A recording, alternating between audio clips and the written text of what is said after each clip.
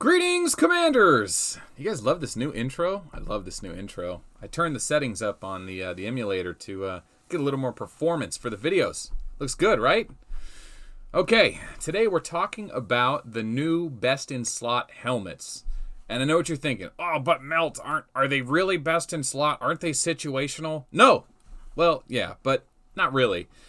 In order to understand why these are the best in slot helmets, you kind of have to understand the development of this game theory since its beginning. It makes a lot more sense when you have the history, but you know, at face value, they kind of look like situational items when they're really not. So the game has been shifting towards the defense meta ever since the first Galactic Battle, when Golem and Crush and some basic offense items like Thunders and Devastation helmets and Magwell pants were all the rage. And it was like, what's the point of having a game where you have 6 slots of troops and one slot just kills the opponent's slot instantly? Where does the gear factor in? Where do the small percentages for having a level 38 versus a level 39 piece of gear come in? It really didn't. It was kind of a joke. It was like, what kind of a weird game is this?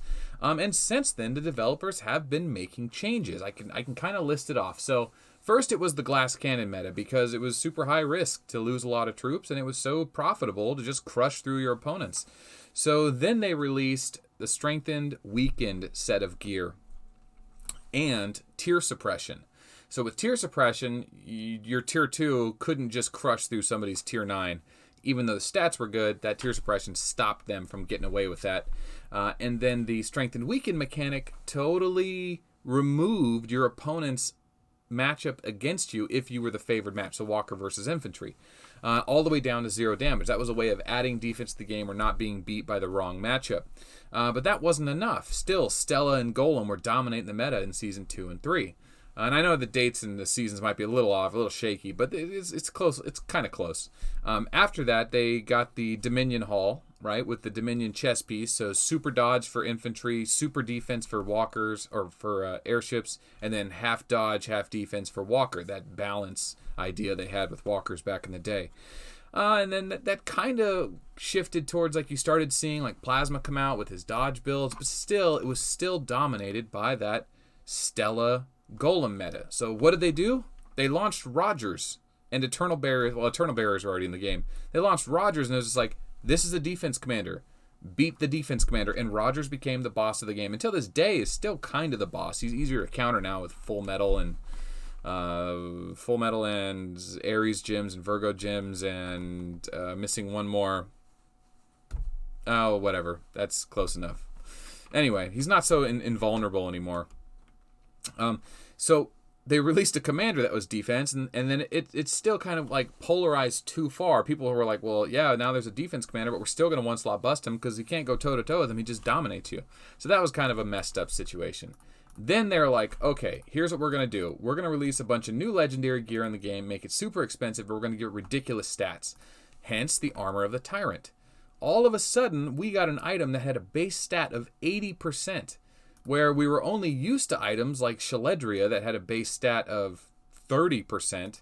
So by the time you leveled it up to 40, instead of getting, I don't know, 3 times 40 is 120, 150% defense, you would end up getting 80 plus 240, 320%.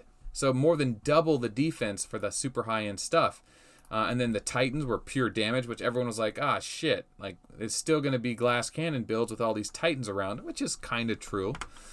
But as we realized that the defense debuffs more damage than the Titans provide. So that defense shift actually started happening. And we started seeing commanders mix in a little bit of Ares. Or we started seeing, what is it? I want to say Elf. Elf started coming into play with her healing. So commanders were surviving, and healing started to become a thing. Even Grievous started to make a comeback for a moment there. But the meta then once again shifted to, okay, the devs still want more defense. Stella's still too good. Let's make a new tier of troop that really defines the gameplay we want, and then players can adapt at that level. Hence, here comes Tier 12. Tier 12 comes out, and it is so much more tanky than everything else. Where back in the day, 30 Tier 7 airships versus 90 Tier 7 infantry was a pretty close to fair fight.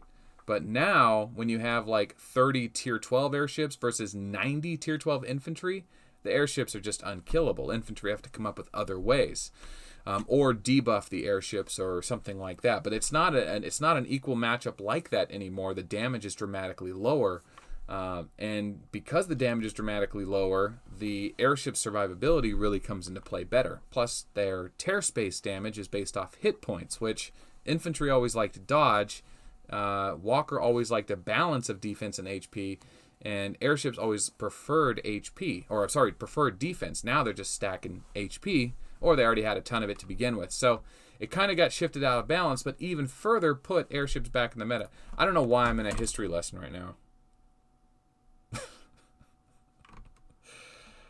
Okay, let's take a step forward to the new gems and the new best in slot gear. God, wow, what a rant. What a rant, boys. Okay, well, I hope you like that history lesson. Now, the developers know what they've done with the game. I actually think they're doing a pretty good job now.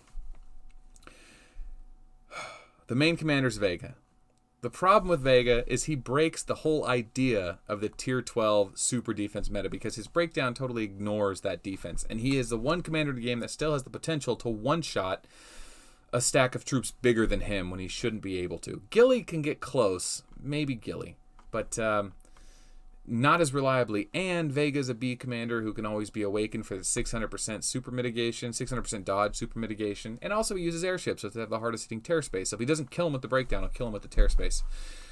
Okay, so other than that small bit of information, that small Vega issue, these items match up with everyone else in the current meta. So the biggest problem for infantry is if they get hit, not only do they get hit hard, they also get hit by the tear space. So now that guaranteed hit skills are such a big thing, infantry need to be able to stack HP, maybe a little bit of dodge, but mostly HP, and avoid taking damage. So if infantry, and if you hadn't watched the Walker fireside chat video, basically the new best in slot gear is HP gear, right? So the shadows and fearlesses of the game. Well, this has damage reduction built in. You can get 30 damage reduction built right into your pants now, which works directly on tear space. So if you were going to get hit for 10 million tear space, with a 30% damage reduction, you only get hit for 7 million. Straight awesome. Works. And it also works on the base hit too, which is really important, especially if their breakdowns ignore your defense. So everyone's going to be running these shadows and fearless pants for sure. Then, when it comes to the helmet, everyone's running Gift of the Valkyrie because it has all this HP on it. But a 500% HP on a gift of a perfect Gift of the Valkyrie could also yield you minus 100% attack. So the bonus damage you get from the HP could be mitigated. The HP you get from your tear space damage can be mitigated by the attack you get debuffed for using this item. So what's the proper answer? Perfect. Another helmet that gives you 300% instead of 500%. But also gives you more mitigation in the way of a new mechanic. It's a different way of playing the game and making players acquire different gear and become more, versatile in the meta. Because you can still get away with the Valkyrie helm, but the Valkyrie helm doesn't ignore that tear space damage, that true damage, while this stat does and your fearless pants do. So, it's going to be a must for infantry. And infantry are going to have to start going toe-to-toe. Nekajiros, Stellas, Gillies are going to have to start running with HP and balance gear using Sagittarius, Gemini, and maybe Aries and Virgo to start taking away their opponent's damage depending on what the setup is. But this is going to be a must-have item for a super late-game player that wants to park their army in Galactic Battle, which they do. And it's not as bad as a penalty as it used to be with all the Metacrystal healing. As far as the Walker helmet is concerned, I did a fireside chat talking about the Natural Whisper. Well, this crit wither function is really overlooked, and I've kind of been treating him like a bastard stepchild, the Walker class. But with the crit wither stat buffed right up, not only do you take away your opponent's crit damage, you take away their opponent's crit chance.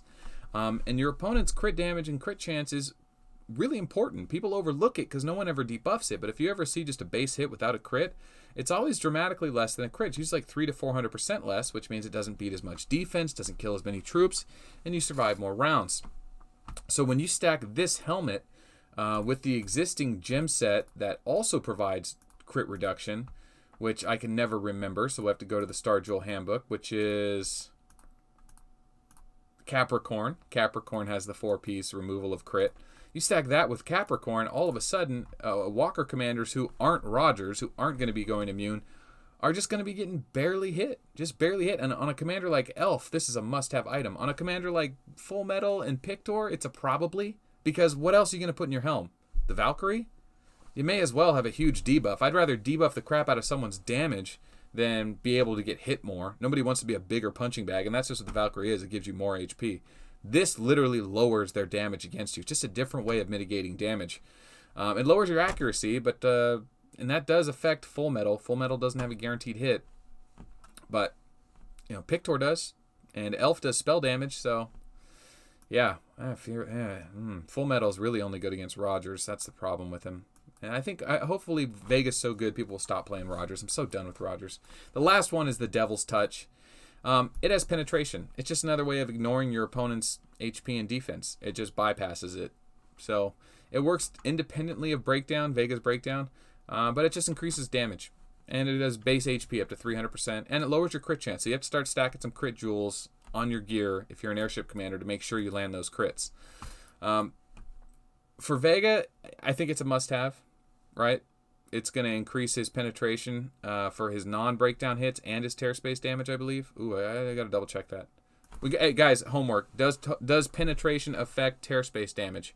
Because we haven't talked much about Wild Rose in a while because it's not very good. It doesn't seem to stack as good as Titans. But if we're only talking about tear space damage, does tear space hit harder with penetration? That's important. That's homework for all you high-level players out there. Hit me up online if you got a replay. We want to verify that and share that with the community. Of course, you'll get credit. If you have a good replay, it'll be in there, or I'll just mention it. But those are the new best-in-slot helms. That's kind of how this is going down now. That's how they want you to get the stats you need to take a step into the next meta. Of course, until Tier 13 comes around or they do something about Vega. Vega. We're not going to go into Vega. So those are the new legendary helms. If you're wondering if they're worth getting, they certainly are, because the only thing that's equivalent to them is Valkyries, and everyone should be running Valkyries, so you may as well run the new thing that kind of has Valkyrie stats with less penalty and helps in your tear space, and has a bonus stat that also really helps. So that's why they're best in slot. So if you're a Walker commander, pick it up. If you're an infantry commander, pick it up. If you're an airship commander, probably pick it up. Yeah, probably.